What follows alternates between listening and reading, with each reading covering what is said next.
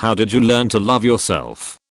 It's not something that can be learned overnight. If you have a lifetime of telling yourself you're worthless or ugly, it could even take years before you're able to change the way you view yourself. When you're having negative thoughts about yourself, reassure yourself that it's not true, and you refuse to let your negative thoughts win. When you look at yourself in the mirror, remind yourself you're beautiful, even if you don't feel it. Eventually it'll turn into a habit and the negative thoughts about yourself will lessen. Don't confuse loving yourself with vanity. Loving yourself simply means that you appreciate yourself for who you are and accept yourself despite the flaws. I started treating myself as if I was my best friend in terms of negative self-talk. You wouldn't bully your best friend about the things they can't change. Why would you do this to yourself? On another note, if your best friend was full of shit, you would kindly tell them they are. This applies to making excuses for yourself. I didn't work hard enough because the other guy distracted me kind of bullshit. This then helped me take better care of myself, admitting my mistakes, actually working out, eating healthy food, etc., which slowly but surely turned into self-love. It's a gradual process that everyone will hopefully learn with time. I'm currently going through this, but I'm taking steps to better myself. The first step was recognizing that it was possible for me to change for the better. This was done through my friends over the years telling me that I'm treating myself too badly and that I'm a good person, and one friend in particular who listened to what I had to say about myself and pointed out how ridiculous my mental gymnastics were too, just to get to the conclusion that I'm a bad person. So now I'm taking steps to better myself. For years I hated the way I looked, so now I'm changing my diet and trying to lose weight. I felt lonely a lot of the time, so now I'm joining clubs and talking to people on a daily basis who truly care about me. I also want to start going to the gym shortly. I just hope that anyone who thought the way I did can get help and better themselves like I am. I used to suffer from depression quite a bit.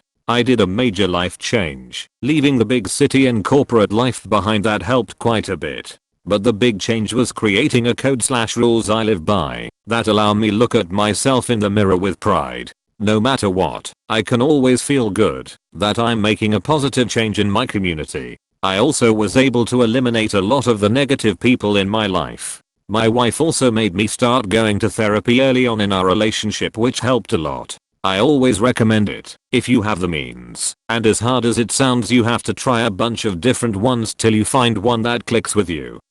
I was honest with myself about what I needed to change to improve my opinion of myself and set out a clear path to improvement. This plan had a large-scale goal and incremental goals along the way. It is all about expectations for yourself, so be sure to be realistic about what you can accomplish in a given period of time. The path to achieving your goals is never straightforward. Sometimes things will take longer than you thought. That's okay, just keep moving forward. At the core of this is being honest with yourself.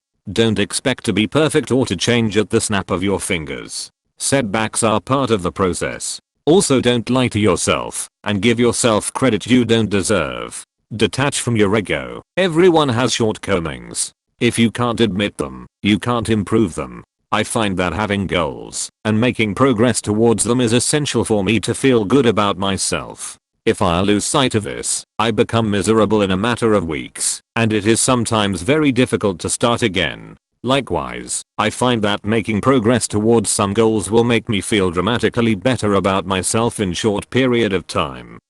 It's a tough question and probably requires individual answers, but in general I would say, by realizing and appreciating what you can do with what you got. In physical terms, I only learned to love my body when I got sick, and I realized how perfect my body used to be. It could do all these amazing things like walking and jumping or carrying things. Most people's bodies automatically fill their lungs with pressure, so without them even realizing. Once your body stops working in normal ways, you realize that you took so many things for granted, and that being able to do things, to walk or to breathe well, is way more important than how you look. I know it's hard to appreciate when you have never experienced a struggling body and the daily hardships that come with it, but you just have to trust me when I tell you, as long as your body can carry you through life, one way or another, it's a fucking miracle, no matter what your nose, your legs or your ass looks like. Mentally, it's similar for me. I struggle a lot with it, because I'm not really capable to do much physically, and I feel like such a burden most of the time, but I try to do good with what I got. Can I make someone smile? Yes. That's awesome. Can I help someone, create something, lift people's spirits? I guess that's worth something. I know I feel a great deal of love and admiration for other people who do the same, so why am I not deserving of that love as well? Obviously, self-love, to some degree, goes back to the groundwork that was, or was not, laid in someone's early life. If a person has never gotten much positive feedback, it is incredibly hard to build genuine self-esteem upon, and I wish it was as simple as pressing a button. I took time to be by myself. I took myself on adventures, tried new things, returned to things I loved when I was younger that I had missed. A lot of my loss of self-love had come from indulging the people around me and trying to please toxic people in my life instead of caring for myself. When I stopped pandering to others, I came back to life. I found my passions again and true joy in even just simple pleasures. It's been about 1.5 years since I walked away from my old life and started over. I have smiled and laughed more than I had in 7 years. I've traveled all over the country. I've tried new foods. I've had new experiences, made new friends, delved into hobbies I had been putting off, read books I forgot about, and I take a few hours every week just to appreciate the little parts of my day, to watch sunrises and sunsets, to sip coffee or tea. I love myself deeply and more honestly now. I know myself better. I'm stronger, healthier, more confident and bolder than I ever have been. I no longer feel the need to wear makeup or try to impress people. I don't concern over anyone or anything that's inconsequential in my life. There's a profound clarity that comes from truly finding yourself, and I cannot express enough how important it is to take the time and make the effort to be happy and comfortable in your own skin, in who you are. I'm still learning. I'm learning by being alone with myself, rather than keep myself busy so not to hear the noise inside my head. I'm learning to listen to myself and my own needs and wants. Did I like/dislike because someone else told me to/not to? Am I doing for someone else or for me? For perspective, I'm a mom of more than average amount and almost an empty nester.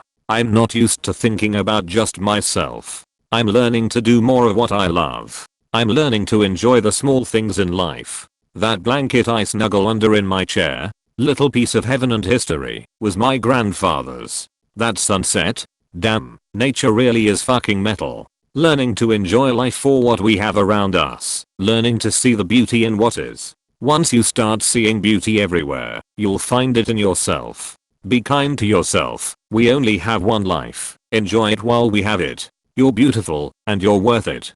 Sorry if this is fragmented or sappy. I'm enjoying a midday toke lol. It all started with this book. I was just looking for books to read, and I stumbled upon it and added it to my cart. It blew my mind. The book is shorter than typical books on self-improvement, but its contents were amazing. I recommend everyone getting this book. I'm starting to realize it affecting me, because I was out one time walking along the sidewalk in the city, January 2nd, 2020. A woman walked by and muttered, "Disgusting," at me, then turned away and continued walking.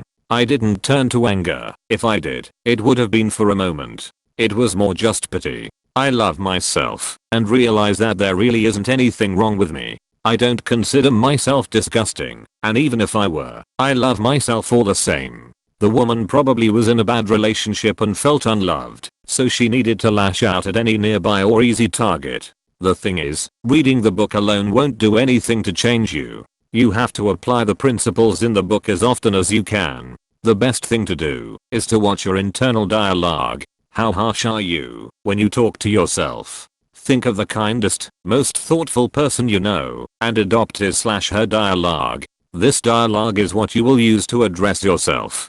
Pretend that they are talking to you whenever you talk to yourself. Be ultra kind to yourself. I sometimes think back to Homer Simpson, and he had hair growth, and his mentor, Carol. That is the person I try to summon sometimes when I talk to myself. What would Carol say to me? How kind would his words be? What would Carol tell me to tell myself? Anyways, the journey is long and hard, and for me, it started with one book. The thing is, the principles must be applied all the time. So if you ever catch yourself beating yourself up, summon your inner Carol.